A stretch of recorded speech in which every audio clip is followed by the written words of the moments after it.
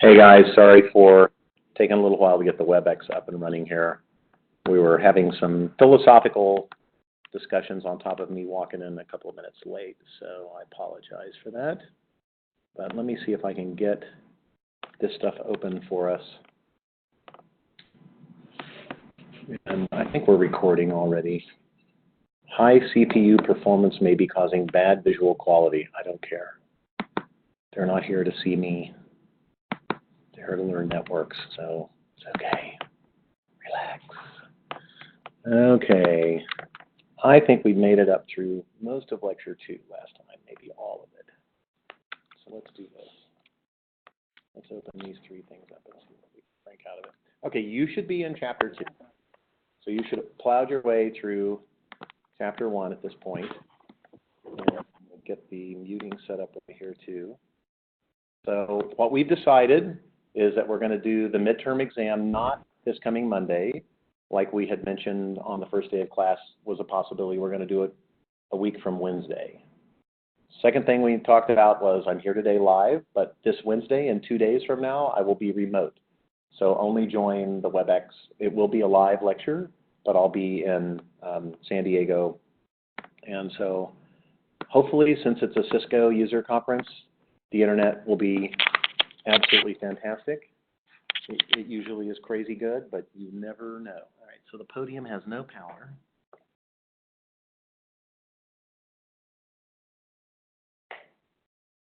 All right, let's see if this has any power. Okay, good.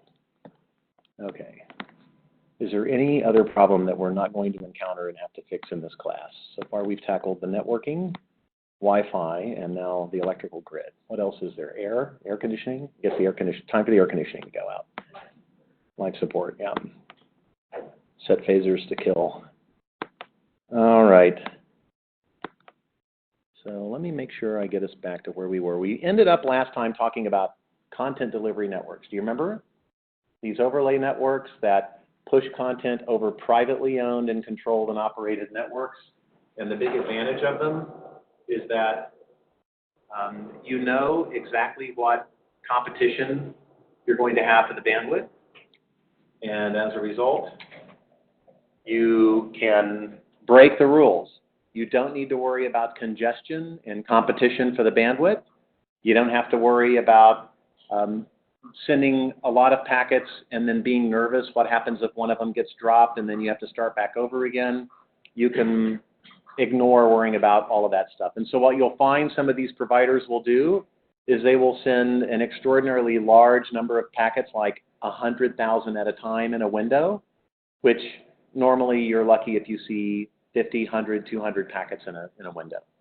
So they're sending like 100,000 at once. Or they're sending a packet that's enormously large. So people do rewrite the network protocols when they, now it's getting really, stop. People do rewrite the network protocols for specific applications. The other place you see them rewritten all the time is inside data centers. And the reason is because, now what? I didn't hit up. Stop. Okay, God almighty. Now, okay, so that's the next thing. It's like the system on the fritz. You know, so the data centers, one of the things routers do to learn about networks is they send messages out to let people know that they're there. Hey, I'm a router, just in case you're new on the network, I want to just to announce my presence. If you're a router too, let me know and we can exchange information on what networks we can each see so we can update our tables. And then if I learn that you're a better path to something that I had been telling everybody that I was a better path for, then I'll let them know. So there's information that propagates on a periodic basis around the network to update routing tables. Inside of a data center, the problem is that nothing changes inside of a data center unless it's pre-approved and carefully planned. So this method of sort of updating what's going on makes sense if you're in an environment where changes happen all the time. People digging up things, cars hitting telephone poles, people rebooting routers. There's lots of different owners of devices on the network, and so there's changes happening constantly. In a data center, changes are never happening. It's Fort Knox. You can't get anything done without very careful planning. So the default behavior of these routers every 30 seconds to let people know the routes that they know about, it's like, Yeah, I know, just like the last 10,000 times you told me. Why do you keep telling me the same thing over and over again? So somebody did a study and figured out that something like 30% of the traffic inside of a data center core and 80% of the CPU usage at idle times was this meaningless chitter and this chit chat going on that taught no one anything about what was changing on the network. So that's another environment where we've been changing the way the protocols work because it's a very specialized environment. What we learn in this class is the core. We learn the protocols as they work on the internet itself. But just be aware that there's opportunity for specialization as well. So you can think of it as an analogy to cars. We drive regular cars, but there's also some people that race and very successfully in the same stock models of cars that we have, or they modify them. You've seen Fast and Furious and stuff like that. Okay, so to kind of go through, we walked through a little bit of this last time to kind of recap. There are 4 types of delay on networks, and these are you sum these things up to figure out how long it's going to take a packet of information to get from one end to the next. For any given node, there is delay that the CPU inside the router takes to figure out what to do with the packet. Looking up in a table, doing a quick sort, comparing against a list, that's processing time. It's usually next to nothing. And in lots of problems, lots of homework problems and things, it's completely eliminated from the problem because it's small and there's nothing you can do about it, typically.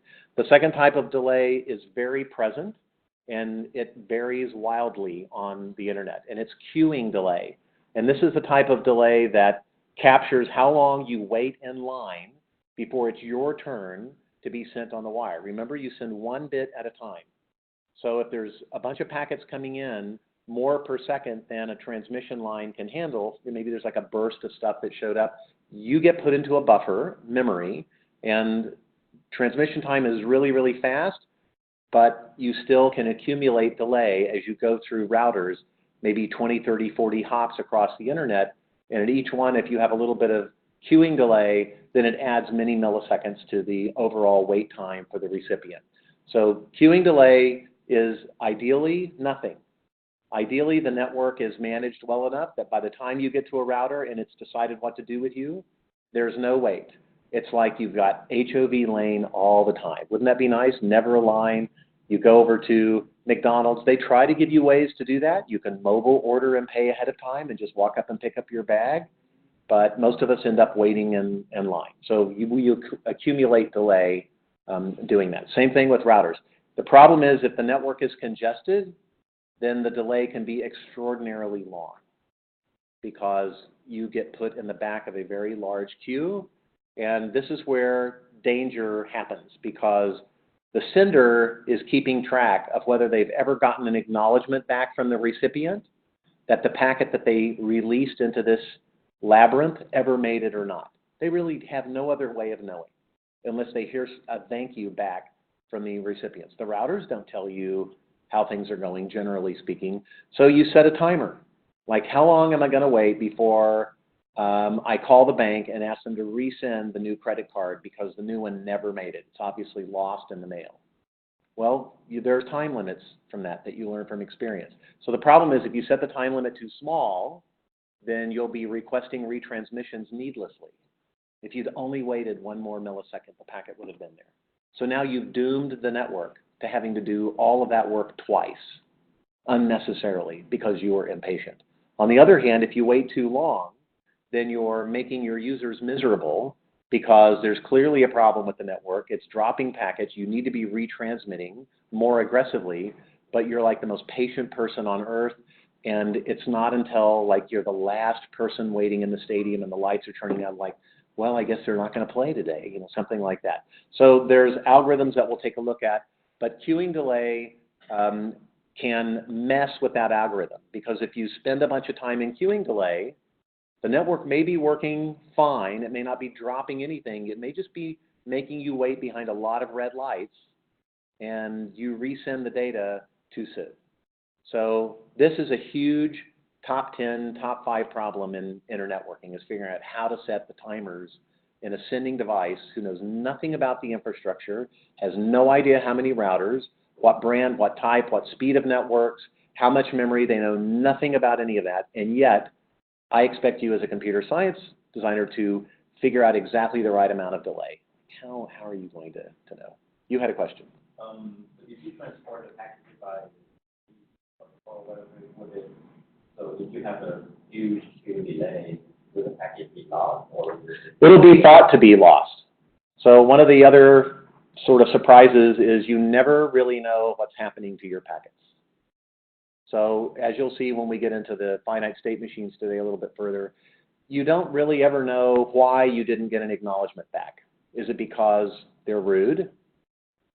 They sent you an acknowledgement and it's the acknowledgement that got lost or delayed? Is it that the packet got lost? Was the packet delivered but it was corrupted? Error correction wasn't able to recover. There was some bugs and bits got flipped, etc.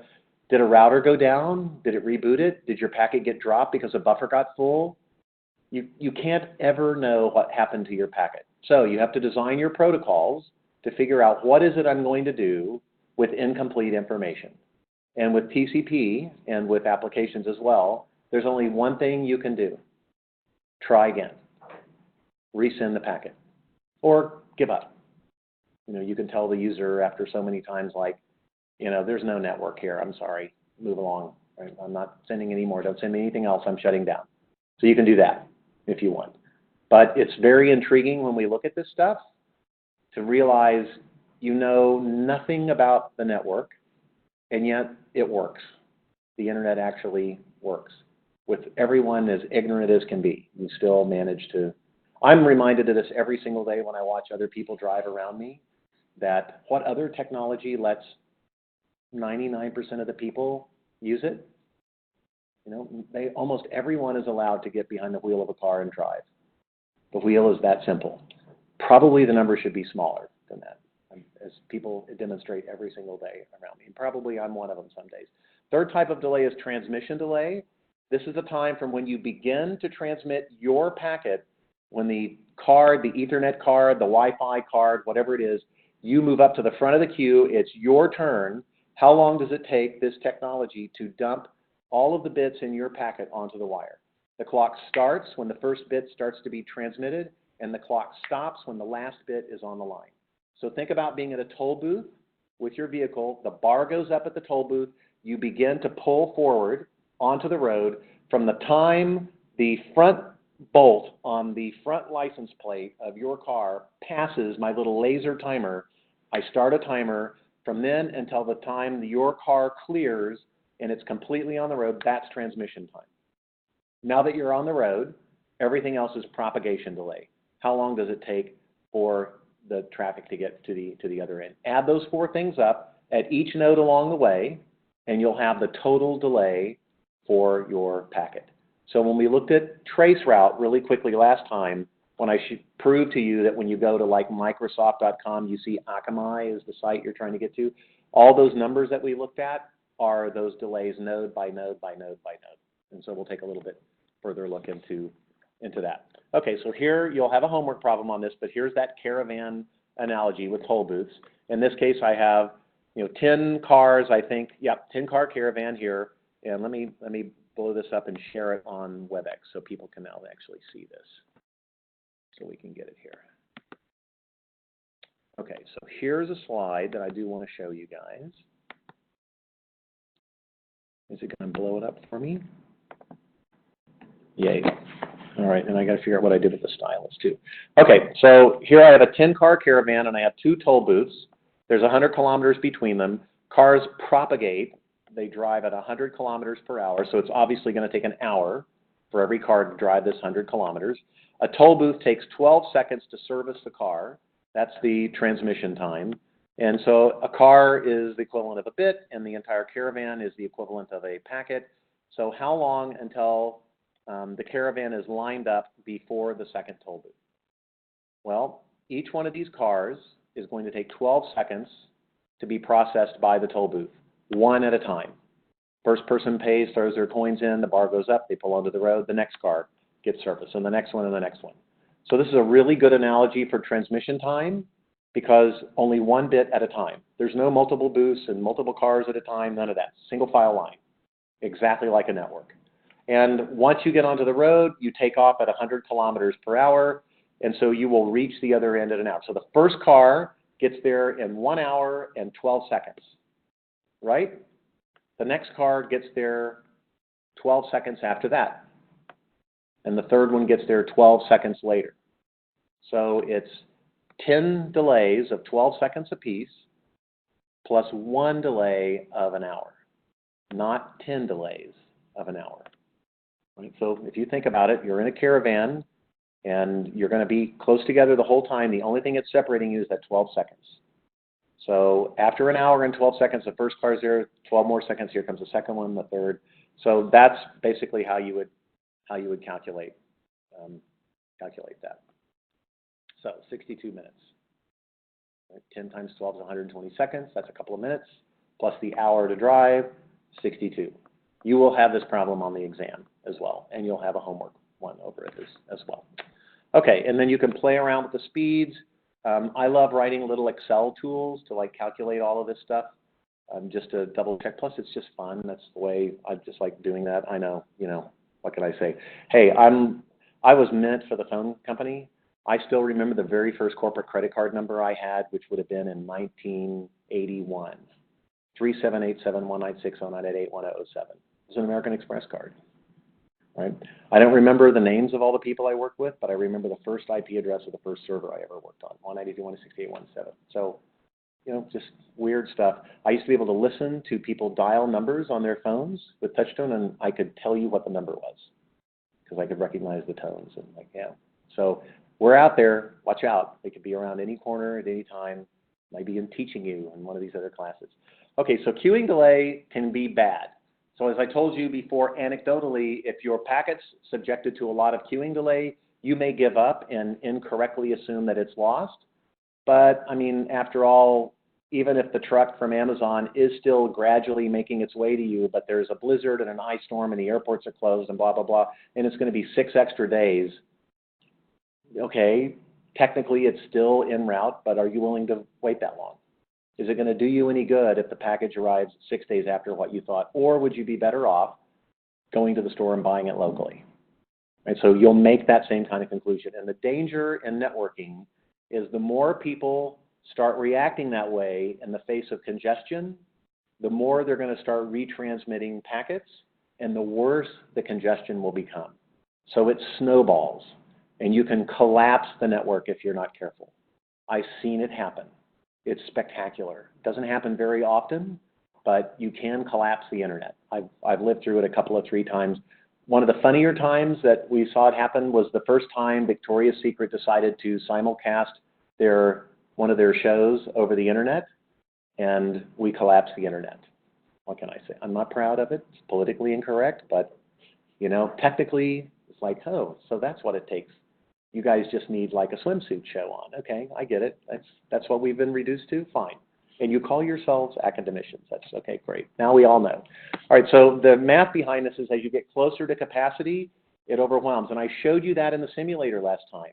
I showed you that even though the input and the output rate was the same, that because of the variability of arrival time, you still accumulate a buffer and you will eventually drop packets. So this is why somebody can say that a road can take this many cars per hour, but it really never will. Because even on this, as busy as it is, I still see gaps. I could put a car right here, for example. I see a space and I see another one over here. So there's another strategy you can use, which is in the face of congestion, try sending smaller packets. And if you don't think that works, let me give you a visual. You've got a cylinder of glass and you put big rocks, size of your hand in there. You fill it completely up. You can't put another one of those rocks in there. Is there space left? What if you broke one of the additional rocks into sand? Could you pour it in the jar? Absolutely. So stochastic analysis tells us that the smaller the packet, the more likely it is to find available space on the network and to successfully be transmitted. So it's a huge important factor. Most protocols that you will see, that you read, even if you read about them outside of this class, you will find most of the messaging to manage, control, set up, and communicate are very, very small packets. Not because they don't have a lot to say, but because those are the ones that have the greatest likelihood. It's also why when you look at streaming audio, for example, from a radio station, they send you tons of small packets instead of fewer, larger packets. There's a trade-off. I mean, wouldn't the router rather have like one packet instead of 100?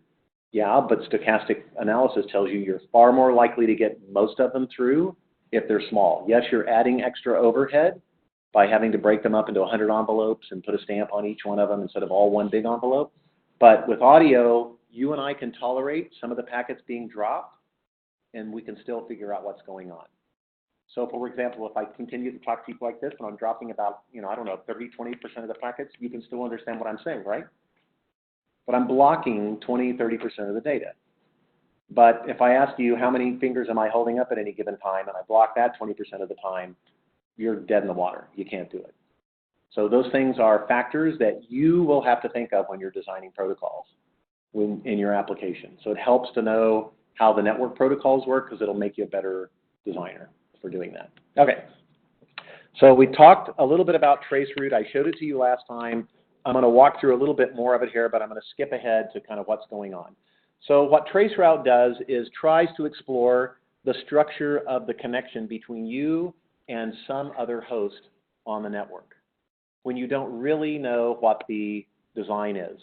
I mean, I'm sending packets right now to Richardson, Texas, probably, because that's probably the WebEx data center that is getting all of my audio and video and screen packets right now. And so your fellow students who are listening on WebEx right now, who aren't in the classroom today, they're getting those packets back. So they're going through who knows how many hops, 20, 30, 40, 50, 60, 70 routers.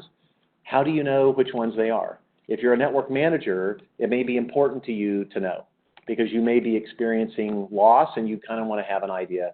So what we came up with was this trick. Routers will not tell you information unless you're clever about it. So the way this particular algorithm works, and I'll kneel down here to draw a little bit in detail. Sorry about that. I'm not trying to hide behind the screen, I promise. So there's a very important variable inside of every packet called a time to live. And it basically is a hop count. And sometimes you'll read about the protocol and it's instead called a hop count. This is how many hops this packet is allowed to continue to make over the internet before you want a router to throw it out because it's been hanging on too long. So the idea is because we don't really know what the structure of the network is, we can't really spot loops in circles, which would be bad for routing. It's not a directed acyclic graph, it's a mesh. And so we put a hop count in to say, look, there could be a circuit in here, but we're going to deduct 1 from the hop count with every router the packet touches, and if it ever gets to 0, we'll throw it out and send an error message back. So that's what we're going to do. So I'm going to first set the TTL to 1. I'm going to send it from my machine, and I'm going to send the packet to the destination over here, some server. So the first router will look it up. He will figure out, like, where do I want to send it? He's got some destined route. He goes, I think this router is the next best one. And what would normally happen is he would send it there, and then you might have some other ones. And I'm just going to draw kind of a random path here that according to the routing tables right now, this is the chosen path to get there. So we don't know that, and we don't care. When you send packets out, nobody's ever going to bill you for the number of routers it went through. So if I want to find out what path this is taking, one of the nice things is it doesn't change with every packet. Things are more stable than that. So if I start to send a packet, a stream of packets to this destination, that's unlikely to change for a while. Right? So I should have some confidence that whatever I discover about this route, if it's piece by piece, it's probably still accurate. It's not going to change by the time I'm done. So I will send a packet that is destined for the other end of this connection. And let me see if I can get a different color here. I don't know if I want that color. It's a little too dark. Let's try here. So normally the packet would take this route to get to the other end. But because, yes? So the route wouldn't change on the new router should have Yeah, exactly. So you remember that chit chat I told you about that goes on every 30 seconds where people compare information about who do you know how to get to? That stuff's always flying around the network, and at any point, at any moment, a router can make up their mind that, you know, I don't like that path. I think it's faster to go this way. Now I'm going to start sending everybody over this way instead. But it doesn't happen every second, thank goodness. So it happens periodically. So I'm going to try to send something there, but because my TTL value is intentionally set to 1 as I leave this PC, the route that it's actually going to take is going to get to here, and it's going to stop. Because the router will receive it, it will deduct 1 from the TTL, it sees that it's 0, it goes, oh no, that's the end of the road for you, buddy, no more, off the bus, and drops the packet, and it sends an error message back to the sender. Ha! Tricked him. We just got a packet from the router. And inside that packet, I now know a lot of stuff about the router. I know his IP address. He has to put an IP address in to send something. You have to have a return address on an envelope to put a letter in the mail. You're supposed to. So I now know his IP address, and from that I can learn a lot of other things. I also know how many milliseconds it took for the packet to get there, for him to receive it, process it, decide to throw it out, build an error message, and send it back to me.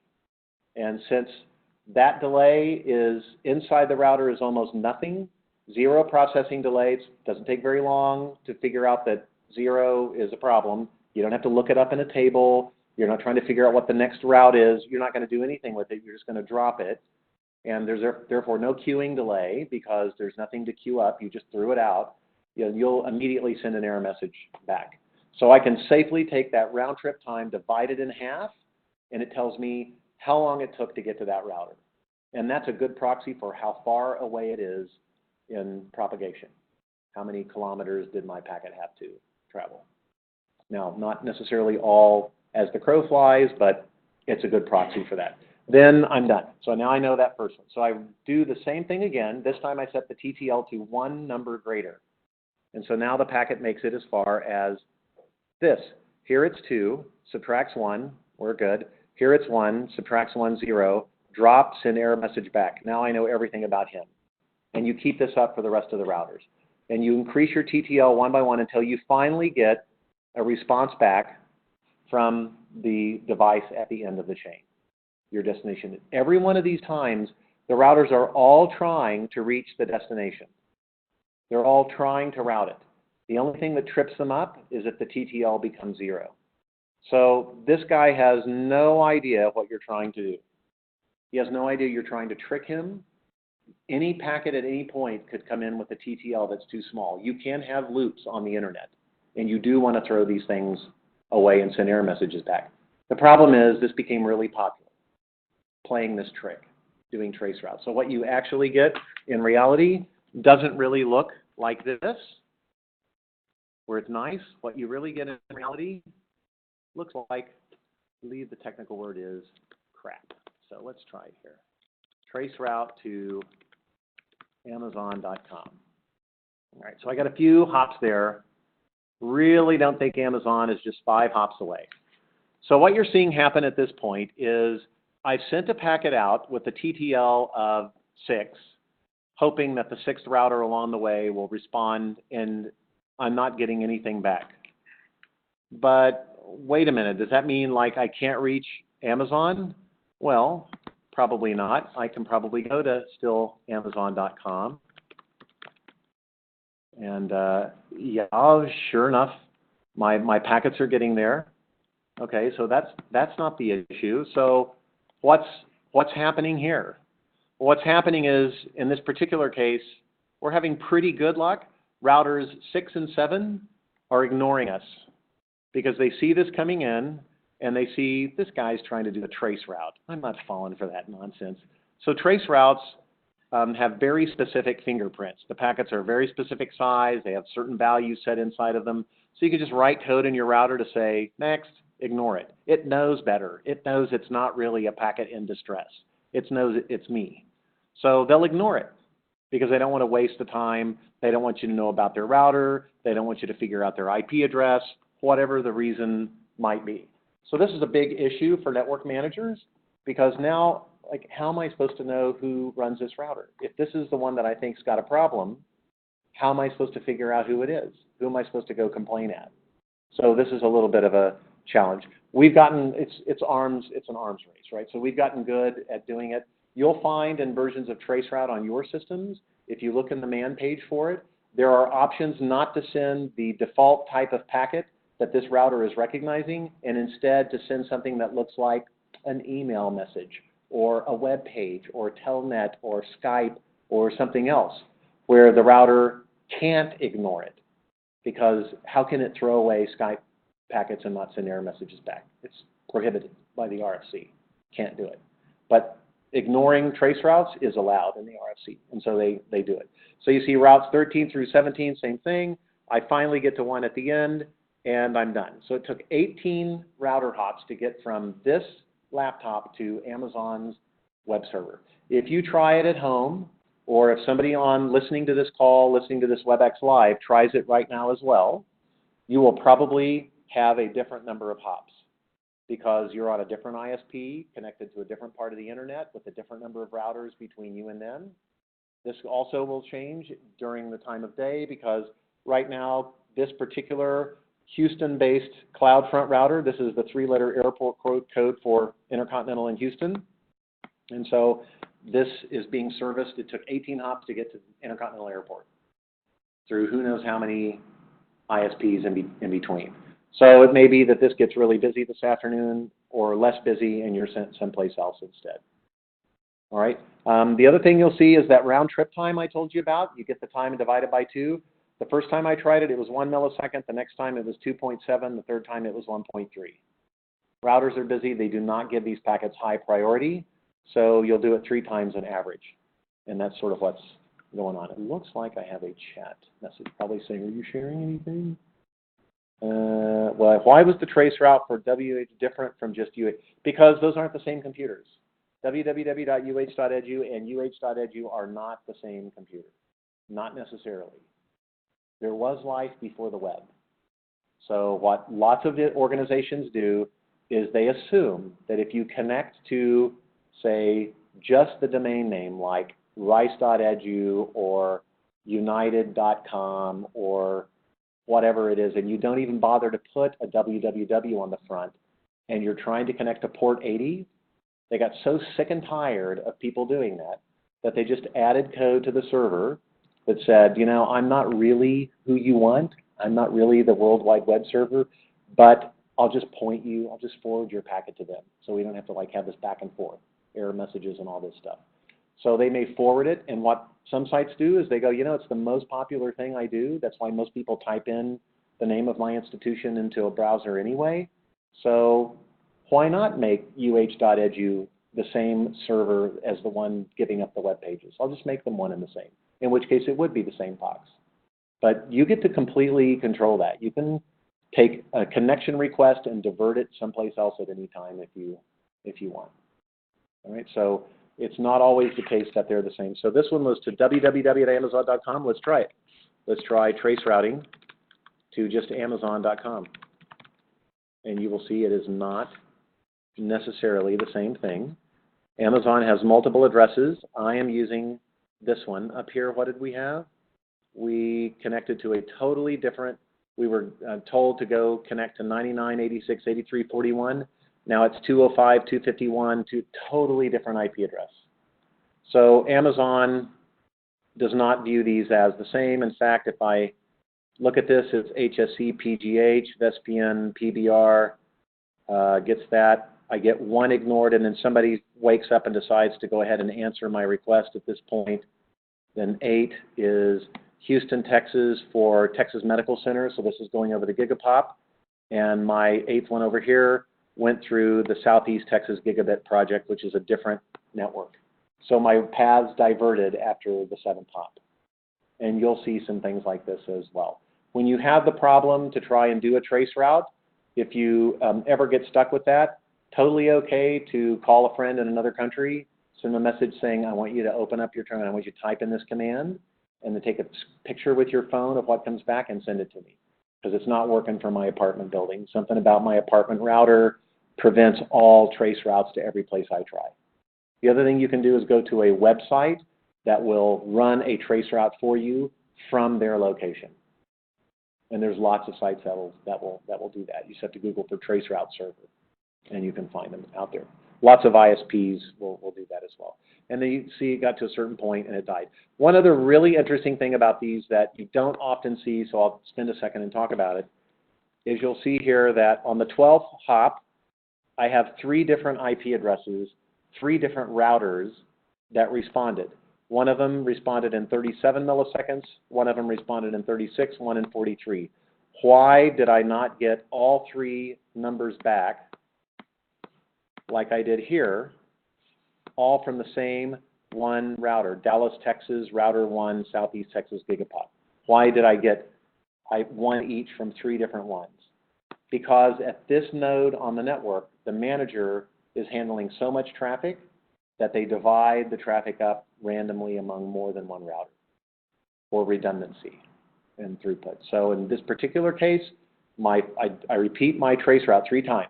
I send 3 packets out. The first time I sent it, 176 answered my request. The second time I sent it, it was routed at the same hop but to a different device for redundancy. Make sense? So you don't often see that. Sometimes you'll see 2 entries. One of them gets 1, the other one gets the other 2. Something like that. Sometimes nobody wants to answer like that. Here's one where the first packet was ignored, but the second and third one, I got answers back for them. So this is a fun diagnostic tool, and you can learn a lot about what's going on out there. What traceroute will try to do is, if you give it an IP address, it will try to go and look at the name of the organization that runs it and replace the IP address with the actual name that they've registered in the public database for this machine. So in this particular case, 172.16.103.81 is assigned to the University of Houston, but the University of Houston also bothered to register a name to go along with this address, just like in a telephone book. And in this case, the name was 593HSCHA0XGE129. Why? Why would you give it a name like that? So this helps a network technician know where physically the device is in case it starts to malfunction. It's at Natural Sciences Closet, probably Blade 9, Rack 2, Port 1 on a high-speed gigabit Ethernet link in the high-speed access closet for Houston Speed Center 5, who knows, something like that. And when you look at the ones that you have at home from Time Warner or AT&T or Xfinity, they'll have long names like this too, just specifically for that reason. For carriers, for companies like phone companies, they're required by law to know exactly who's sending packets. So if they get a police request, a search warrant that says who's sending these packets, they can use a little simple trace route, and buried in the name is like your IP address or your phone number. So they know exactly who it is. They assign it to you uniquely. Okay, so in this particular case, he had one going across to Europe. And you can see the numbers are all small, 1s, 2s, 6s, 16, 21, 22. And then at the 8th hop, you get to one that's 104 milliseconds. So this is probably when it goes across an undersea fiber from the east coast of the United States to France. So it jumps up suddenly from 20 milliseconds to 100 milliseconds, and they stay higher all the time. Okay, I'll give you guys a question on one about why sometimes you see the following interesting behavior. Let me find an example of it in here. I'm going to look through. It'll take me a minute. If not here, then I'm going to go look in the, oh, here we, no, that's not it. Oh, yes, it is. All right, look at hop 10 and 11. And I'll zoom this up a little bit for us so we can see it. You'll notice in hop 10 and 11, it took me 113 milliseconds to get an answer the first time I asked hop 10. So he receives a packet, throws it out, TTL 0, sends me back an error message. That took 113 milliseconds. I get the other 2 answers back. I'm happy. I move on. I increment the TTL by 1. I resend the packet out. Now it makes it through router 10 and makes it to router 11, the 11th hop along the way. And it's at router 11 when the time to live is 0. So it's router 11 that's going to throw it in the trash and send an error message back. And I found that the round trip to get to router 11 is only 112 milliseconds.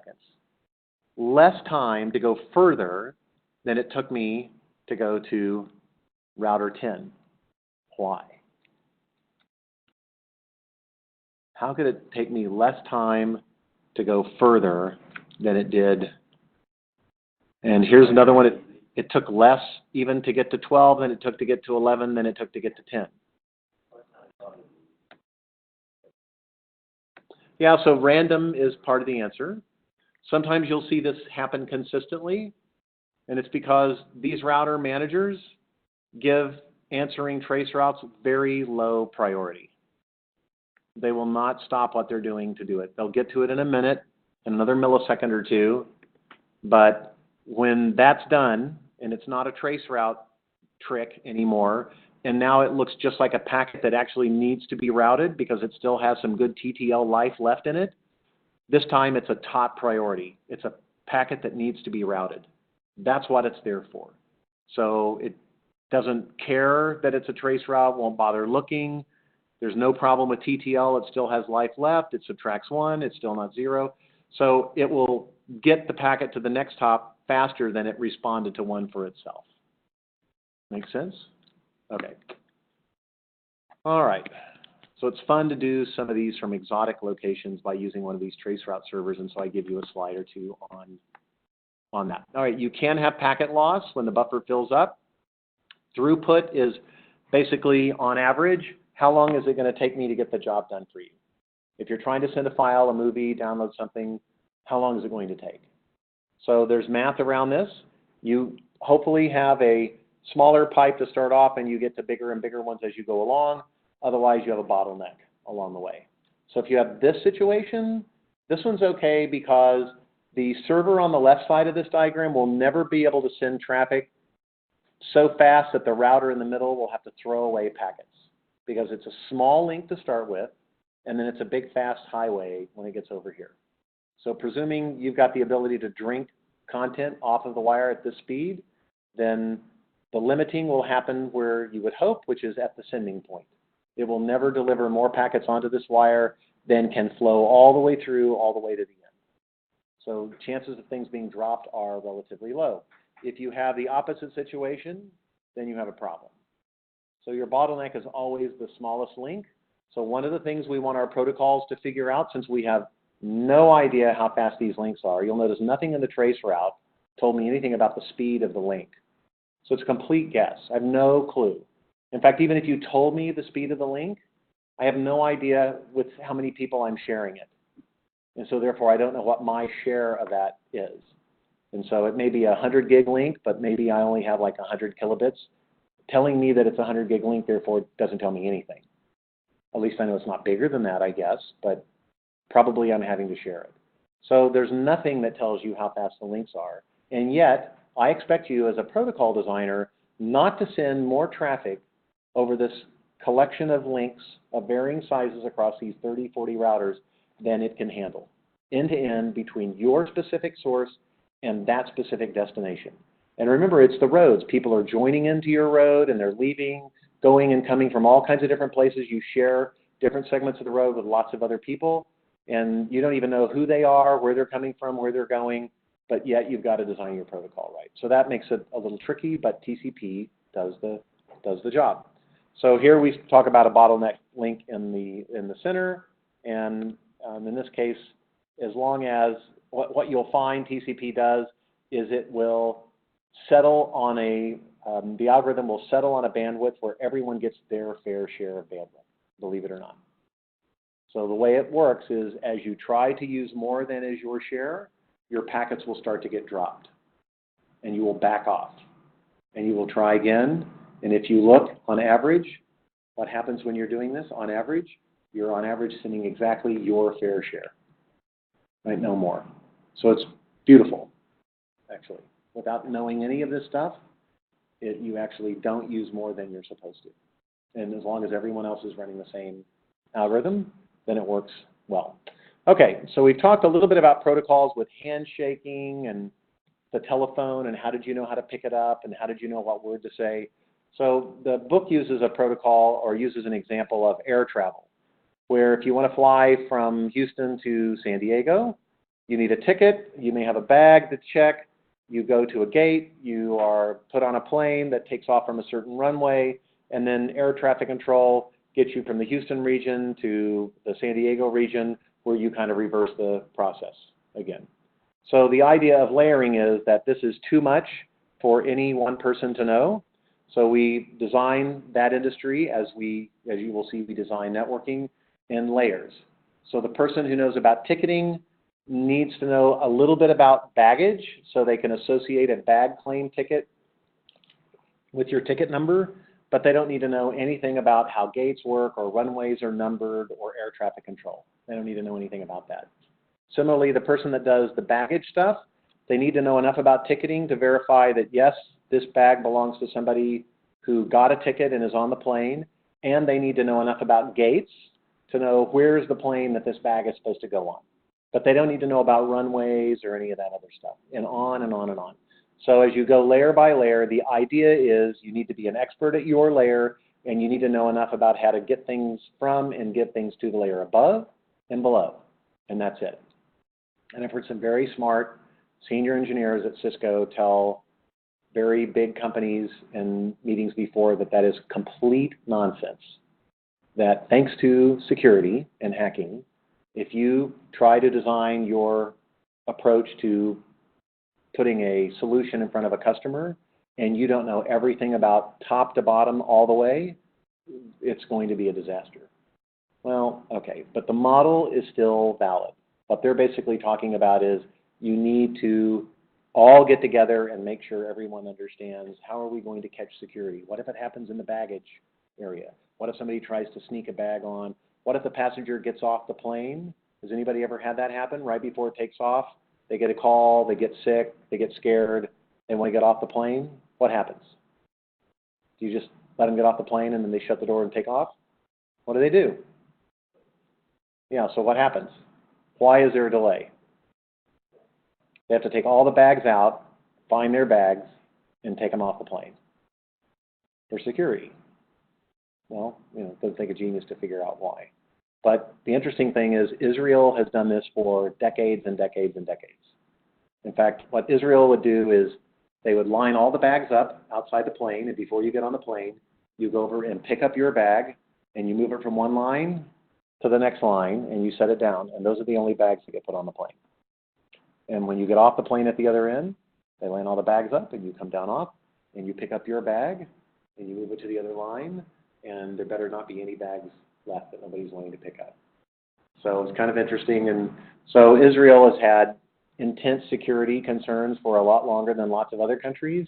So a lot of the security protocols that we use in the airline industry these days were first developed and inspired by Israeli air traffic, which is kind of interesting. It's sort of sad, but you get it. So we use layering. In the case of the internet, there are 5. Here they are. And just remember that most of the time people do not call this the link layer. Most of the time they call it the data link layer. Oh, thanks for auto-saving my file on the very first letter I change in my presentation. I think we can probably do more than one letter. All right, so data link is what most systems will call this, most books, and it's what I wish ours did as well. It also is nice if it starts with the letter D because it makes the please do not take advice mnemonic work. Please do not take advice. Please do not take advice. There's a competitor 7-layer version of this stack that has 2 other layers called session and protocol that are crammed in between transport and application. And that one leads to please do not take salespeople's advice, which is also handy to do. So one of my favorite NPR Wait, Don't Tell Me quizzes one day was, what do you change the mnemonics that we all learned to memorize the names of the planets when they decided Pluto was no longer a planet? It was just a rock. So they had to decide, like, how do you redo it without that in there? And so it was quite entertaining. Not all of them were suitable for the radio. I will leave it to you that way. So you will probably find others to remember these 5 layers that I probably don't want to see on the homework. Just, that's okay. Let's just all accept that there's probably versions out there that would make us laugh for a minute and then get you in trouble. So let's leave it at that. Okay, so we'll talk, and there's the 7-layer one. We'll talk a little bit about these layers. So the layers are actually implemented as software or hardware in every device along the way from point A to point B. So when I send a packet over the network, I'm traveling through these layers by passing data with function calls from one piece of code to the next. One piece of code represents your application. You write that code, you add those socket calls and pass things to UDP or TCP, and then it's off to the operating system. And in the operating system, they will look at it and figure out, where are you in queue and what should I do with you next, and do I already have a connection open to this side, etc. When it gets to devices in the middle, some of the devices don't need to invoke all of the layers to process your packet. I said that very, very carefully. What I did not say was that some of these devices don't have all the layers. They all have all the layers, every last one of them. But they don't need all the layers most of the time. So let's go through an example. Here's my source. Here's my destination. I write application code, and at some point in my code, Python, C, Java, whatever it is, I make a call to a library, a routine from the sockets library, and pass as a parameter the destination address and the type of service and the data that I'm trying to send across, the actual content. It makes its way down to the transport layer. It adds some other things on it, potentially to keep track or to figure out if I got an acknowledgement back, to remember to set a timer to retransmit it, depending on whether you asked for those things to be done. And then it passes it down to the network layer, which is IP, and IP's got the responsibility of setting up queues for all of these programs running on your system, and hands it off to the physical data link layer, which is Ethernet or Wi-Fi or something like that. Right? Goes across, there's one way in and one way out. Everything goes from the top straight down to the very bottom, and that point leaves the machine. There's no leaving in the middle. There's no network leaves, comes down. Everything's out the bottom. It's the only way out. Everybody's got to go out through the door. Nobody jumps out the window. And then you get to the next device. It enters that device physically. And if it is a switch, like a little workgroup hub that you have in a lab or something, it doesn't need to know how to do much. It just needs to keep people electrically isolated from each other. And for that reason, it only needs the bottom 2 layers of the 5 implemented. It needs to keep track of that. A router needs to do more. It's more sophisticated. It implements the network layer. It has tables of how do I reach which IP addresses, which path should I go over. Is that path Ethernet? Is that path Wi-Fi? What is it? So routers will implement the bottom 3 layers of the stack. But you'll notice this red line, down and across, up and over, and down again. I can draw that a different way if I want. I can draw you, let me see if I can use my tools that I've been given. I'm going to draw 5 devices here, and to save time, I'm going to stratify these layers like this. So I'm going to switch to, get rid of this. I'm a lot better at this than I used to be. So let's say you have an application that wants to send something to another device. I don't care if you go out the side or if you go out the bottom. Doesn't make any difference. But you need to lead through the physical layer. So one of the things I probably should do is label these for you. So this is physical, data link, network, transport, and application layer. Application would be like your browser, your email program, something like that. All right, meanwhile, back with the magic marker. You come out the bottom, and at the other end, you're going to reach your server at the other end, and this is how one application talks to the other. So what happens in the middle depends on the kind of device. Let's say these are both routers, and this is a switch. So from the diagram that we just looked at, we know routers go to layer 3. So it's going to go up to here and across, and it's going to make a decision on which of the physical ports that it has. Maybe this router has 20 different network connections. 5 of them are fiber, 6 are Ethernet, 3 are high-speed gig, a couple are wireless, there's a microwave. It picks one. Its routing software tells it, use this one, and it will send it back down the physical interface to leave the router over that network. It will make its way to the next device. If the next device is a switch, it only goes up to there. The next device is a router. It does the same thing. So what's physically going on with this diagram? There is a box here. There's a router here. There's a switch here. Another router here. And another box sitting over here. Where are the network links? There's one here, one here, one here, and one here. Links 1, 2, 3, and 4. How many different physical cable ends are there? How many plugs and places to connect things do I have? I have one on each end of each connection. So if these are all Ethernet, let's just assume they're all Ethernet, I have, as the Ethernet manufacturer, I've had a great day because I just sold 8 Ethernet chipsets, one for every one of these arrows. And that's exactly what we do. If you go out to the internet and you look for Broadcom Ethernet chipset, here we go. Probably shouldn't pick that link, but that's okay. This might work. I really need to look at a supplier that distributes these products, not the manufacturer, but maybe I'll get enough out of this to figure something out. Okay, so this doesn't have prices, but people will buy, here's a 200 gigabit per second Ethernet chip. Broadcom is a dominant manufacturer of them. They make what's sometimes called merchant silicon, just buy them. Why would you implement Ethernet yourself? You can just buy this chip for a nickel or $1 or something and implement it in your server, and you'll never have to worry about it again. So that's one of the ways that you'll implement this. And so there's 8 versions of it here. So it's the number of links times 2.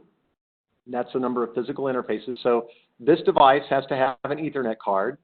This device has to have at least 2, one for each side. They're separate networks. This device has to have at least 2. So that's why there's 2 entrances in the physical layer, one coming in and one going out, because they're 2 separate networks. They join here at the network layer. There's one piece of software that's had the Ethernet header stripped off of this, and it's been handed the IP packet, the IP datagram, and it decides to shift it over here. It begins its journey down, perhaps to be encapsulated in a different physical technology. Maybe it's a different kind of Ethernet or something. All right, so that's the way those diagrams are generally put together. Does that make sense? Kind of a crash course in a little bit of that. So at every step along the way, each program that gets its hands on the data may have a little bit of info to add to it that it would like to be sent along with the data to the other end, like, a serial number or the amount of postage or the zip code of the sender. I'm using postal analogies. It might be the baggage claim tag or something like extra information at every step along the way. In the case of the 5-layer stack for the internet, what we're going to add in is any information that we need to provide any extra services that the user requires.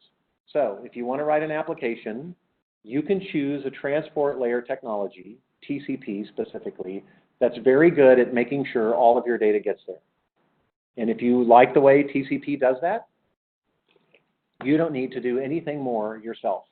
You don't have to write a single line of code that takes into consideration, what if my packet doesn't make it? Because TCP will make a copy of every single packet you give it. It will set a timer. It will ask the other side to send it acknowledgments completely within TCP. You don't know anything about acknowledgments either or timers. You just hand it data, you're off on your way, and it will make a very best effort to get the data there. It'll try many times to get it done. If it fails, it'll send an error message back to you eventually. You'll eventually figure out if your data is not getting there. But TCP will take on the burden of dealing with the network's faults, the majority of them. So in order to make that work, when you hand TCP a packet, it needs to add certain information to it, like a unique serial number. It needs to keep an idea of what packet number this is. So if it doesn't get a timer back from it, an acknowledgement back and the timer goes up, it knows which one to resend. It's got some buffering and things it does inside the computer. That doesn't show up in the packet. But there's some part of what it does gets added to your data, so your packet gets a little bigger with that stuff, and so it shows up as an extra header, data at the beginning of your packet. So that's what H sub T represents, the header that the transport layer adds to the message. So applications generate messages, hand them down to the transport layer. It may add some header, the network layer may add some header, the link layer may add some header, and then finally you're ready to go over the network physically, and it gets to the next link, and it goes up and down again, and it finally makes its way across all the way over to the other side. Okay, so hopefully that makes sense. All right, we will skip most of this in order to get into chapter 2 here, but malware, there's, of course, entire courses on computer security, and that's what I'm doing this summer for Cisco as a product manager for one of their big security products. So I'm really looking forward to it because I'm going to finally learn the product inside and out. So I was on the phone call for an hour with a guy a few minutes before I started having problems with my phone again. But there are a couple of pieces of attacks that are interesting enough and common enough that they're worth mentioning in an introduction to networking class. One of them is a denial of service attack. So denial of service attacks are interesting and they're hard sometimes to spot because they're not exactly attacks. You're not trying to send corrupted packets or break a network or reboot the machine or take over the operating system. You know, it's not like somebody's breaking the glass in your door.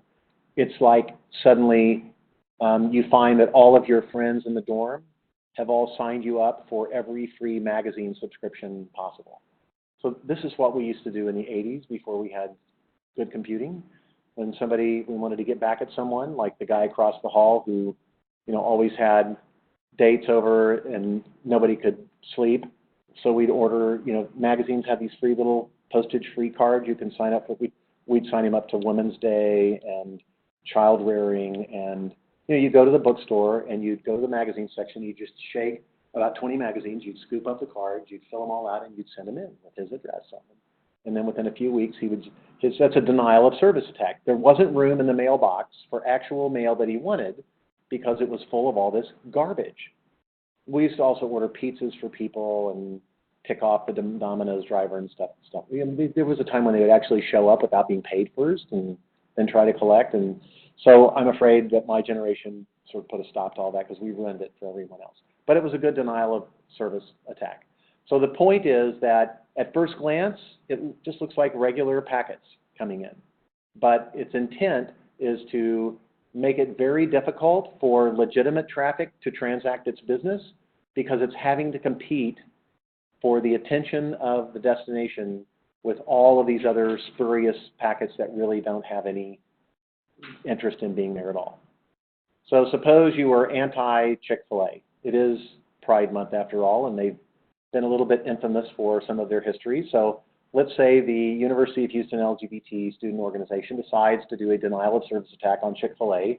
And so one day at lunch, 150 people, all timed 5 minutes apart in groups of 10 or something like that, they all start showing up in the Chick-fil-A line with no intention of ordering anything whatsoever. So they'll sit up at the front of the line. They'll, what's in that one? How's that made? Can you guys do that with a wheat bun? Okay, what about if the top part is a wheat bun and the bottom part's a regular bun? Can you do that for me? And you know, I really love your brownies. Could you like maybe put a brownie on that Chick-fil-A, on that thing? And so, you know what? Never mind. That's okay. You know what? That's okay. I'm running out of time. So 5 minutes has been spent, and they've generated 0 sales, and it's going on 150 times in a row. Pretty soon, but not immediately, the manager is going to figure out that they're being attacked. But like I said, it's hard to spot. So denial of service attacks are really, really popular, and they take all kinds of forms where you can install software on other people's machines and make them all launch requests at the same time. But generally the way out of a denial of service attack is to overwhelm the attacker by having more servers than they have clients. So if they want to send 1 million requests at you in an hour, make sure you can handle 2 million requests. So what's a web owner supposed to do? Are you supposed to, bulk up your services? Well, you remember I told you when you open up a web page that probably you're not really going all the way to the real server, that parts of the page have been cached along the way in these web caching servers. Well, they'll take a lot of that load, and so that's instantly distributing the load across lots and lots of other systems. So that makes it harder to attack because no one place is getting all the traffic. Okay, so that's a plus. What's another way of handling it? Well, the most famous attack in the last few years is one that was suffered by GitHub. Do you guys know this site? GitHub is an open source software distribution site. They handled an attack that was 1.3 terabits per second. Terabits per second. That's over 1 trillion bits a second. And it was an orchestrated attack, but it lasted less than 10 minutes. How? Normally that would cripple a company. Because they went to one of these content distribution networks. Remember we talked about them again at the beginning of the lecture? And one of the things these content distribution networks do is not only hand files to legitimate users, but they suppress requests from illegitimate users. So as soon as GitHub figured out it was being attacked, because they had a contract with Akamai for DDoS mitigation, which is a service they sell, they sent out an alert, and all of the world's ISPs started redirecting traffic that would have gone to GitHub instead to the nearest Akamai server. The one that hands out Microsoft patches and Amazon.com and all that. And so, again, your attack has now been distributed over to thousands of servers running in parallel. So it's a lot harder to bring them down because now it's 1.3 terabits per second divided by thousands each. And that stops all traffic. So still an effective attack because none of the users can really get to GitHub. You've basically turned GitHub off on purpose and told all of the GitHub traffic to just go to the local deal. While that's happening, the DDoS mitigation team at Akamai quickly figures out what's unique about these packets. There's always a fingerprint. Certain size, certain combination of IP addresses, certain bits in the options and the headers. They figure out what it is. It doesn't have to be perfect. It has to be pretty good. They send out a message to all of their mitigation servers at all these thousands of sites and say, stop filtering everyone, only filter these. And so suddenly, the legitimate users' packets that are really trying to go to GitHub once again start flowing through to GitHub. No extra spurious traffic. They may throw away an occasional legitimate user in the process, but the attack is essentially over. So that was miraculous. It hit all the news wires. It was Wired Magazine, TechCrunch, hit newspapers in England, was on the news because it was an extremely successful story. The only problem I had with it is the head of mitigation support at Akamai. My first reaction for the first few weeks was, what an idiot. Was quoted by Wired as saying basically, well, it's 1.3 terabits per second. It's a good thing it wasn't 1.4 because that's all we could have handled. And I thought, okay, genius, guess what the next attack's going to be? Guess how big that's going to be. And then the more I thought about it, I thought that's no one. I'm the stupid one, not him. He's catfishing him. He's like, bring it. I can handle 50 terabits per second, but I want you to waste your time trying 1.4 and then 1.5 and then 1.6. And in a year, when you finally figure it out, we'll already be up at 200 terabits per second. So that's what I think probably was really going on. I'm dying to meet the guy someday and ask him okay, smart or not? Which one were you? So, okay. So this will walk you through a little bit more about it. The attacks have been around for a really long time. I will not spend more time right now on the attack stuff. I've given entire talks on this stuff before. I've had really interesting luck, I guess you would call it. I was giving a talk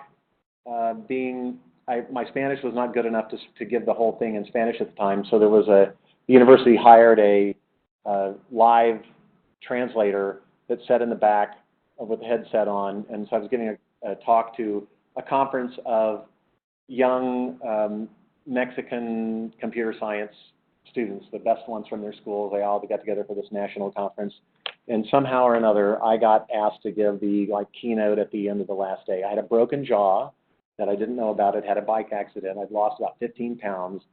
So they were like, sure you want to give a talk? Yes, I watch football. God, not you swan diving soccer fans. Bring it. So I got up there and was given the talk. And it was really kind of odd. I don't know if you've ever been in a stadium before and you've tried speaking over an intercom where you say something and like 2 seconds later you hear it. And it's like very jarring at first. So I would talk and say something funny, and then about 5 seconds afterwards, people would laugh because it was having to like go through the translation and stuff. But she was amazing.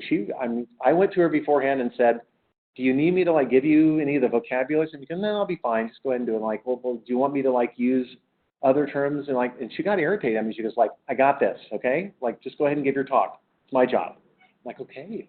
So she killed it. I was super impressed and very intimidated. Like, I will never be this good.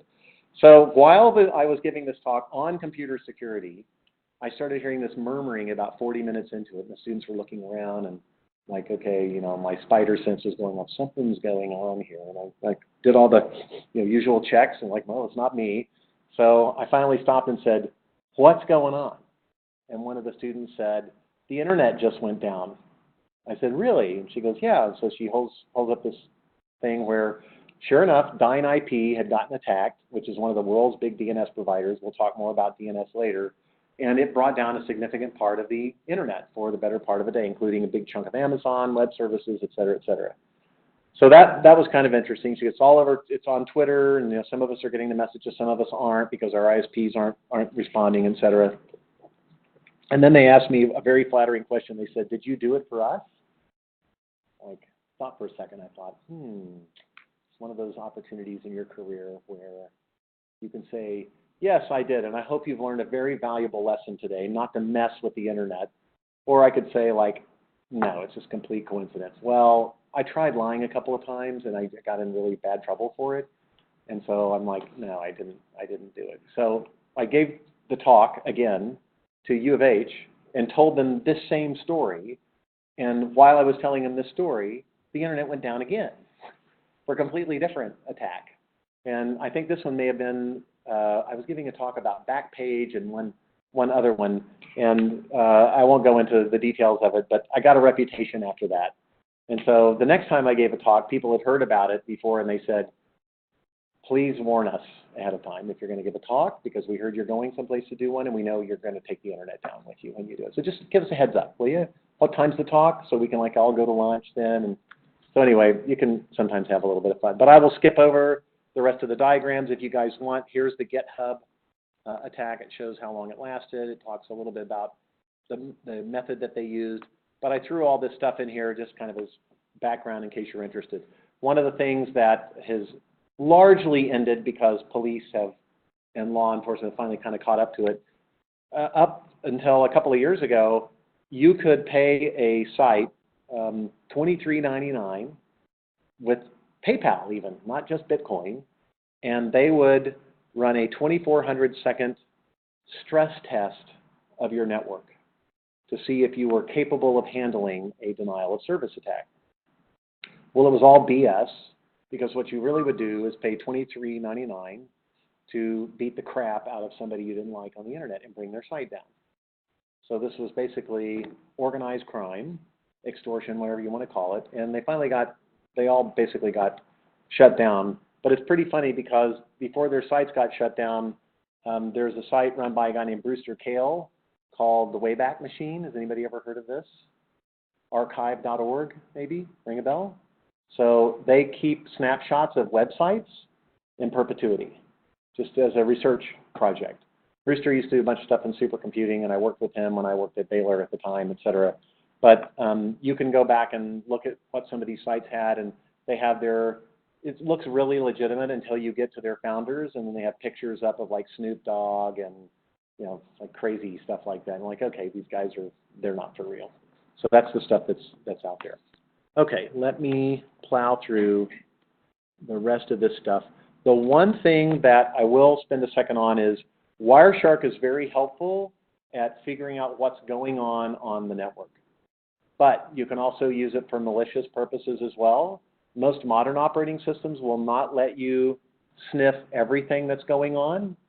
They will only let you see the packets that are coming directly to your machine, but some of the older devices will show you everything. So if you do need to try and figure out what's going on, you can. So what I'm going to do is open up Wireshark, and I'm going to show you some encrypted data. I'll just capture some stuff going on my own computer. All right, so I just captured stuff for maybe 1 second, maybe, right? And in that 1 second time, I got 200 packets. So lots of packets going on. And if I look inside of one of these packets are sent with a protocol called TLS that you will see a little later. And TLS is an encryption standard. So it's used to encrypt the data, the message that's coming out of the application before it gets handed down the rest of the stack and sent across the network. So that you can see that there's a packet, you can still route it, but you can't really decipher what the content of it is. But the outside of the envelope still has to be decipherable. I mean, you can write a coded letter to a friend and put it in the mail, but you can't encrypt the address or the postage, or it'll never get there.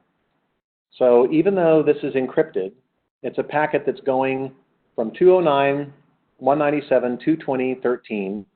So I'm going to go over to Google, and I'm going to ask the question, who owns 209, 197, 220.13? And it says Cisco WebEx LLC. So if you think that by using HTTPS to go to a website, that people can't tell the website you're going to, you would be wrong. They can still see the address that you're reaching. And if you think going to Tor as your first hop and then going to the next website protects you, how hard is it to figure out that right before the packets went to this site, they were coming in from you? Right? It's like the same time, you know, like every time. Right before it goes over here to buy heroin, the packets are coming from your computer. And so you should assume that everything you do is captured. The secret for success is just never do enough to get noticed. Don't rise above the noise level. So one of the security product that I mentioned that I'm managing services for Cisco this summer captures every single packet sent in perpetuity forever. I mentioned that a couple of lectures ago. So that's what happens when I manage one of the big storage partnerships for Cisco for a piece of it. The largest customer was a how do they call it? When you look in the ordering system, it would say protected partner, I think was the phrase that it used. So when the government buys services, equipment, products, and they don't want their identity to be revealed, they will buy it through a distributor who has a contract with the government, and the distributor orders everything for them, but it's called protected party. So they list the end user as protected party. So we never know who is really consuming it. It's always a three-letter agency, but that was our #1 customer for the storage. So somewhere in a mountain, someplace, they were buying more storage than anyone else on Earth. Well, why do you think they're buying all that storage for? To store stuff, your stuff, and my stuff, and everybody's stuff. So be smart. With computing, it's easy to kind of grab what's going on. Okay, there's some fun stuff in here, but we've already talked a little bit about the history. We talked about Paul Barron, and I learned once again how to spell his name. All right, so now we're into chapter 2. You guys doing okay? All right, everybody? People are conscious. That's always a plus. All right. The way this book works is called top-down. So I drew you the 5 layers of the protocol stack. And what a lot of textbooks had done for a really long time is they would start at the physical layer and teach you all about the electronics and then work their way up. And finally, at the end of the semester, you'd be talking about the things that you actually use and are interested in. And what Jim Carroz and Keith Ross figured out was there's more interest from students if they start with the stuff that you like that. Right? So this is a hard textbook to kind of rewrite the entire curriculum, but it's proven to be extraordinarily popular.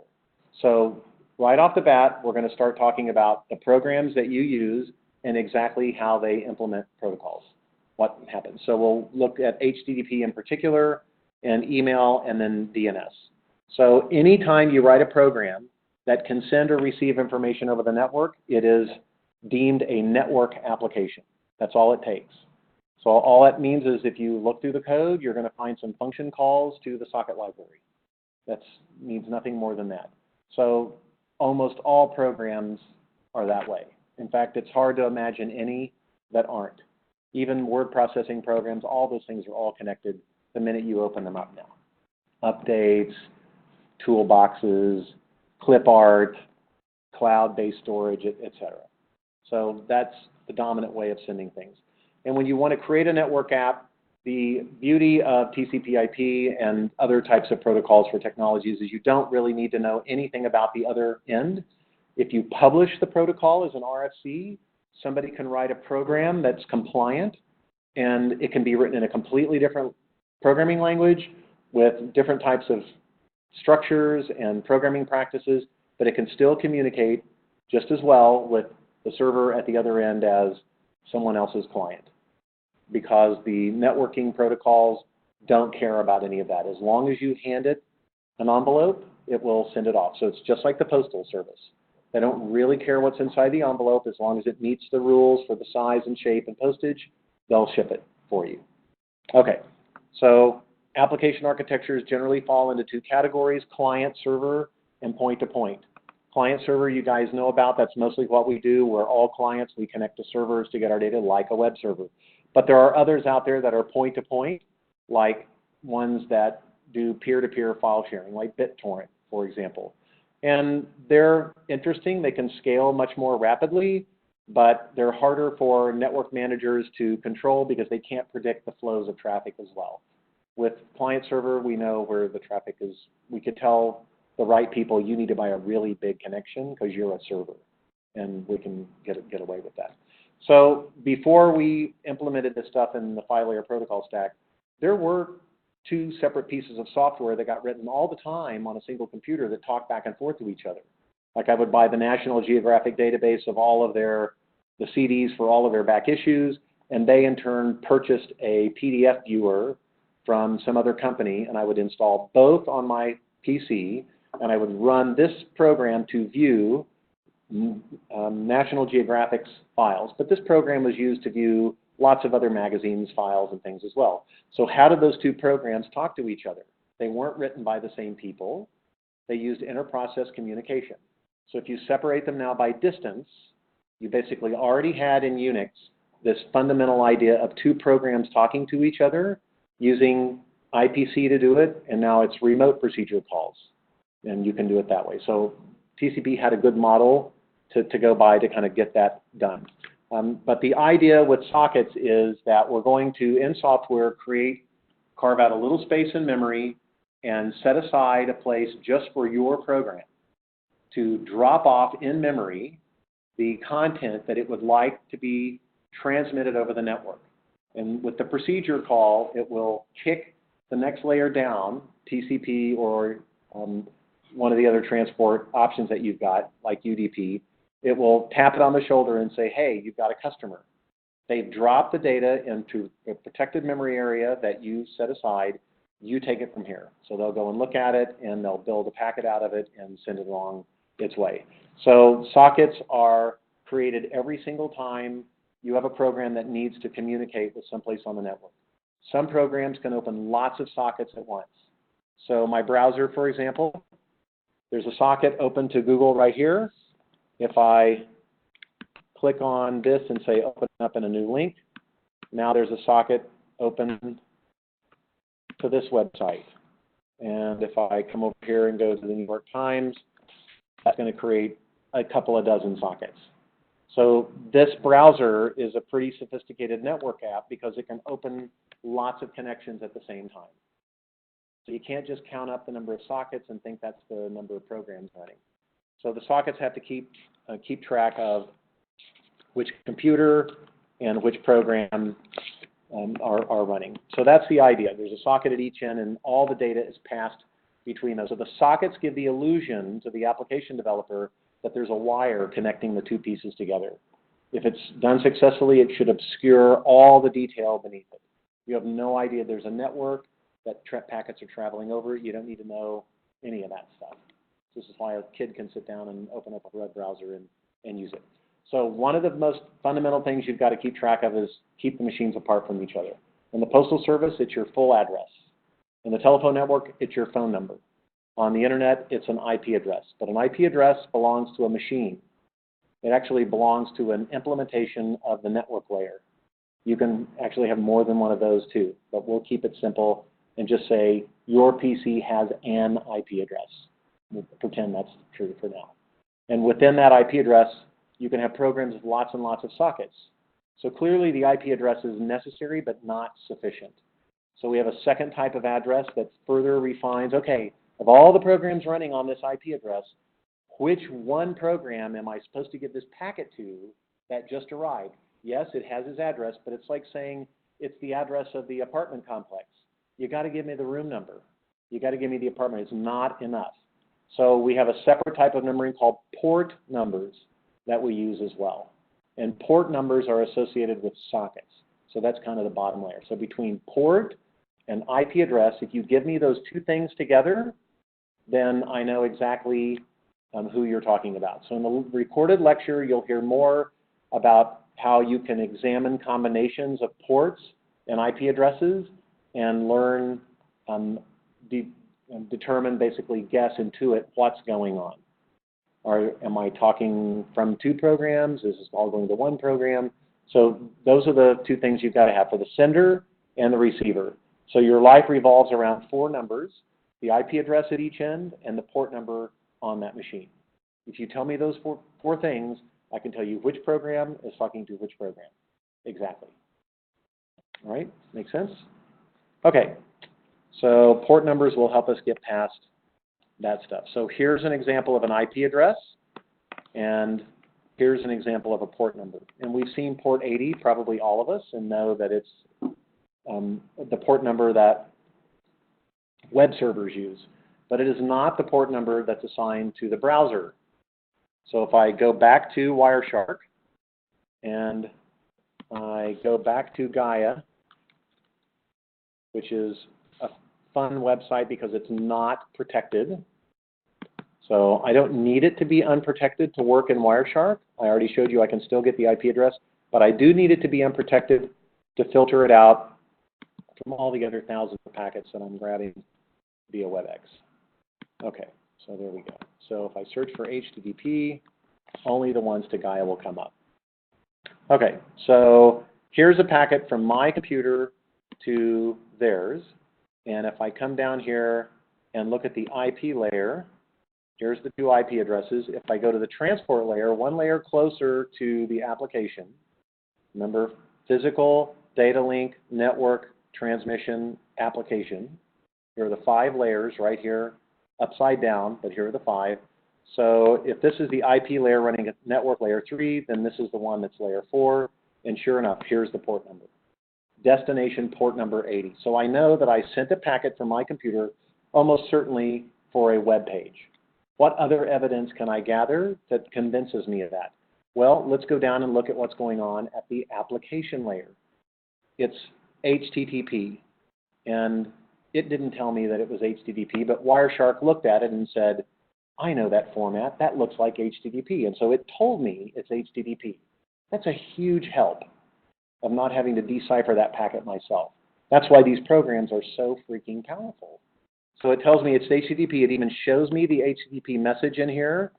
It shows me all the other stuff that was in the packet, but that's proof right there. It's absolutely a browser's message to a web server going to port 80. So when the server gets it at the other end, it's going to port 80 at this IP address, but where's the destination? At this IP address here. But who's it coming from? Well, it's coming from my IP address, but it's coming from port number 50177. What's that? That's a randomly assigned port number because I'm not very important. I just need a port number for a minute, just long enough to send this data over to them. I need to know their port number So let's all just keep them at 80 so I know how to reach them. I don't have to start guessing port numbers. But mine's not important because I'm always going to start it. I'm always going to open the communication. And as soon as I send them the request, then they will learn what my port number is. So it doesn't need to be the same every time. It can change because they're going to see it every time. I'm going to ask them for a web page, and then they're going to respond. They don't need to know it before then. So it doesn't matter if it's not the same. So this lets me run 20 web pages. I could run, anybody ever done this, run more than one browser to go to the same website at the same time to see which one's faster? Have Chrome and Firefox and whatever all go to the same browser. They're all going to come from different port numbers on the same IP address. They're all going to go to the same IP address and to the same port number. So remember the 4 numbers? Source and destination port, source and destination IP. Only one of them is different. That's all it takes. I can keep them apart. So when packets come back for each of those browsers, they're all going to come from the same web server. They're all going to come from port 80. They're all going to be aimed at my computer's IP address. How in the world am I supposed to know whether to give it back to Firefox, Chrome, or Safari? Look at the port number. The port number will tell you it's associated with the socket. It was assigned to that browser when they opened the connection. So one of them got port number 50177, one of them got 43926, and one of them got 38296. So they're randomly assigned. Another word for random is ephemeral, excuse me. So these are ephemerally assigned port numbers. So you'll hear people talk about ephemeral ports. They just mean temporary, fleeting, soon to vanish ports. Okay, back over to where we were. So you'll find more on that in here as well. So application layers have protocols as well. We already looked at the RFC for that, remember? And so what transport service does an app need? This is where, as a software developer, you need to make a decision about whether you want to write your own code to keep track of packets and deal with them being dropped or lost or whatever. If it's a chat server, maybe that's what you want to do. But for most of us, we don't want to mess with all that stuff. Fortunately, one of the libraries that you have access to, that you can open a socket to, guarantees, well, adds reliability. Let's just put it that way. It will keep track of packets. That's TCP. Its evil, lazy twin brother is UDP, who does nothing. He just passes it on. Here's a packet. Thanks. Throws it out the window. Did it get there? Don't know. Don't care. All right, well, like I would kind of like to know, don't do that. Okay, well, did you make sure that the other network had enough room? Nope. Are they even there? Are they awake? Don't care. Don't know. Wow, you really kind of a bad attitude, don't you? Got another packet or not? So UDP is like totally bare bones. It does nothing to add any kind of reliability. It can overwhelm your network. It will just send data as fast as you get it. Couldn't care less if it's overflowing buffers, crashing routers, burning buildings down. Couldn't care less. So for that reason, lots of network managers prohibit all UDP traffic from coming in unless you've requested it. So if you open up a web page to a radio station, it's probably going to be streaming UDP back to you. Your network routers may allow that traffic in, but they will almost certainly drop all other traffic and throw it in the trash. So those are 2 of the transport options that you have, TCP and UDP. Of course, TCP is far more interesting. This table will walk you through a little bit of what kinds of services different applications might need. So for things like interactive games, it's okay if we drop packets. The reason why UDP is there is because it's much lighter weight. There's much less delay. There's no buffering. There's no assigning protocol numbers. There's no packet size inflation to add headers. It doesn't do any of that stuff. So it's very efficient and very fast. So for things like gaming, you will usually find they'll use something like UDP to get it done because, you know, if one bullet shot doesn't get through, what are you doing? You're doing lots of packets anyway. So what if one of them gets dropped? So you'll just do it again. If you're listening to streaming audio, remember my example from earlier where I'm dropping packets? It just makes absolutely no difference at all. So what you do not want a protocol to do is realize, you know, about 150 audio packets ago, did you know that packet never made it? How about I resend it for you? I really don't want you to do that. Why not? Because we've moved on past it. So you remember when I'm doing this? What if I captured all the sounds that I'm blocking, and then at the end of my sentence played all of those back for you? It would like make no sense whatsoever, right? So there's times when you do not want to retransmit dropped packets. Lots of times when you don't want to do it. So that's why both of those protocols exist.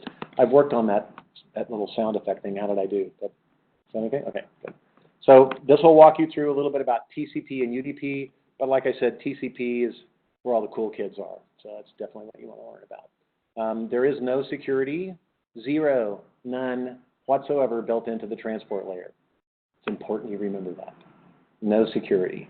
So it's a bunch of hippies, guys. It was in the 60s, you know? I mean, come on, think about it. So like, we're all friends, aren't we?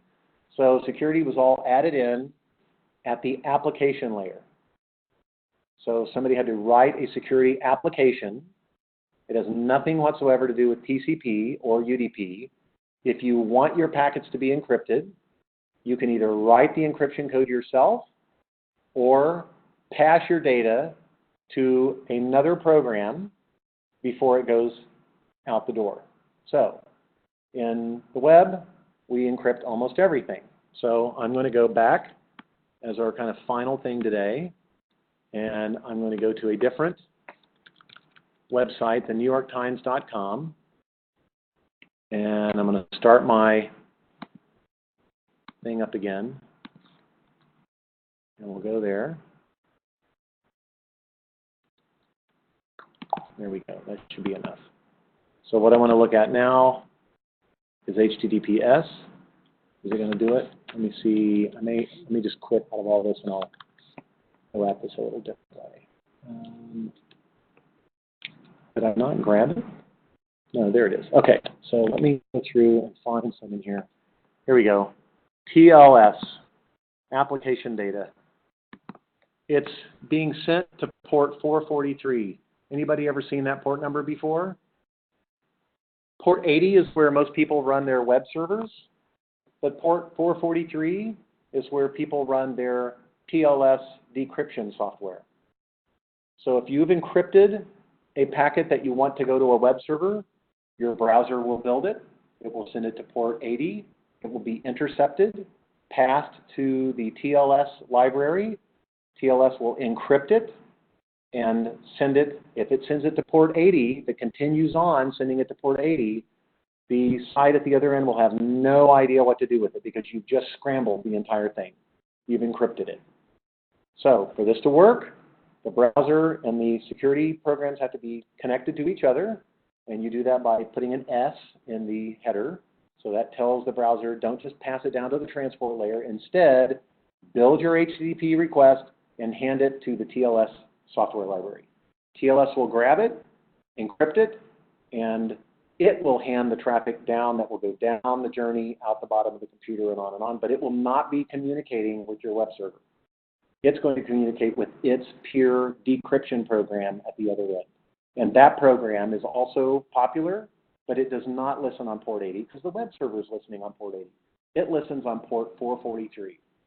So you will see that port number constantly in Wireshark, all the time. And so it will receive this packet at 443. They've exchanged keys. They know how to decrypt it. What does that decryption program produce as its result? A packet that looks exactly like what your browser originally created. An unencrypted HTTP request going to port 80, which it can then hand to the web browser, so the web server, and the web server is not any wiser that anything funny's gone on. It thinks that the browser sent it an unencrypted message, has no idea the encryption took place. So it got added in invisibly in the middle. Right? And the same thing happens on the way back. So the browser industry had to figure this out because TCP and UDP don't do any encryption at all. It's not built into the Internet Protocol stack. It's 100% the application's responsibility. Now, network equipment manufacturers also add encryption to their stuff, but again, it's aside and apart from TCP/IP. It's something they do. So this is why your cell phone data streams don't get hacked all the time. That's turned out to be really secure, independent. Okay, guys, I will crank out another homework. I'm sorry, it's like the way it is, but you'll get a couple of more. Monday we'll do our review, and Wednesday we'll have our test. So I'll give you one homework due earlier, early in the weekend, and the second will be due on, let's say, Sunday, because by Monday I need all the solutions to be published. So if you are late turning a homework in, the TA may not catch you. If you think you're going to be late, talk to them and ask for forgiveness or ask for permission, not forgiveness. But the one that's due on Monday or Sunday night before we meet to go over the review, that one's going to have a strict deadline because I'm going to release the solutions for that one as soon as the due date's there, so you'll have it to study for the test, okay? So that one you can't turn in late. All right, and I'll remind you that in an email when I send it out. Okay, everybody's on track to get the second homework in, right? Socket stuff going okay? Yeah. You don't have to use it. We're a little more liberal during the summer especially.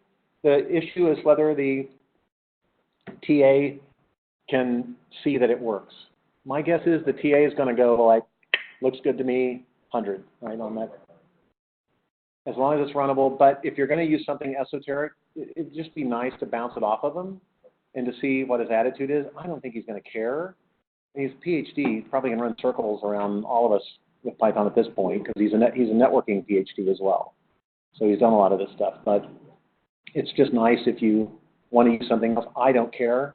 As long as he grades it, I'm good. All right? And you can find answers to that stuff if you get stuck. What I want you to get out of the socket programming assignment is to recognize the function calls, to see how freaking easy they are, that there's only 3 or 4 of them, that your whole life, this whole thing is built on just a tiny little handful of function calls, and that's it. Anyone can write code to do this. It's super easy to do. Right? There's nothing to it. All right? So if you leave those exercises feeling confident about it, mission accomplished. It's not meant to make you feel like, oh my God, I'm not a programmer. No, that's not what that's about. That's another class. Make you feel that way. All right, guys, let me check chat window and make sure. Nope, I'm good. All right, have a good one. See you guys via WebEx on Wednesday. Remember to keep checking the recordings.